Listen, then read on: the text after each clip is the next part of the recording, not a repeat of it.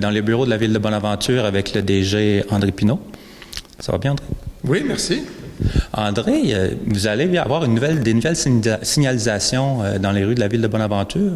La raison je suis ici, c'est un peu pour savoir quelle sorte de signalisation et quelle rue?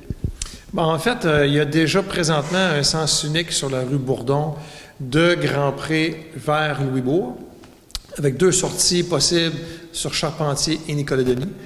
Et ce qu'on fait, c'est qu'on va inverser tout ça, c'est-à-dire qu'il va y avoir un sens unique sur Charpentier à partir de Grand-Pré vers Louisbourg sur l'entièreté de Charpentier.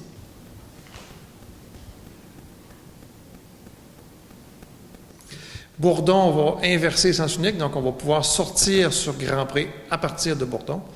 La partie de Bourdon entre Petite-Rochelle et Louisbourg demeure à double sens.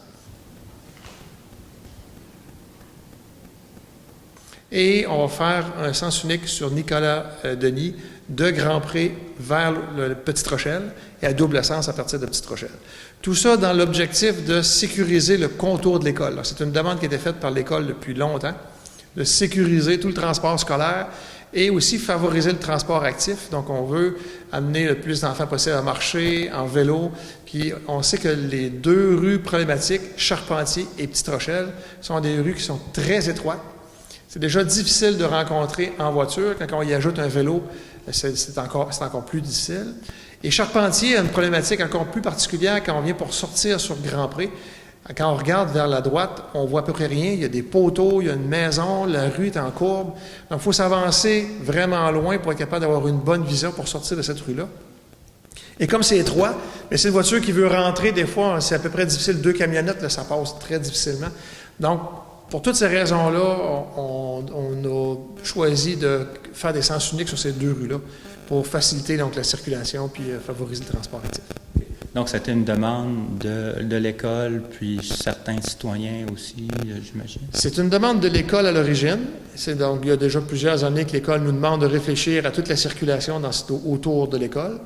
Et c'est une demande aussi des citoyens qui nous faisaient part du problème de Charpentier, où c'était difficile de rencontrer. Il y a quelqu'un qui se stationne auprès des intersections, là, c'était encore plus difficile. Nous, on avait fait des demandes au ministère des Transports déjà pour améliorer l'intersection en mettant, par exemple, un miroir parabolique en face de l'intersection pour que les gens qui sortent sur Charpentier puissent voir dans le miroir s'il y a une voiture qui s'en vient de l'autre côté. Le ministère nous avait dit non. Il dit, il n'y a pas eu d'accident, donc pour eux, ce n'était pas important.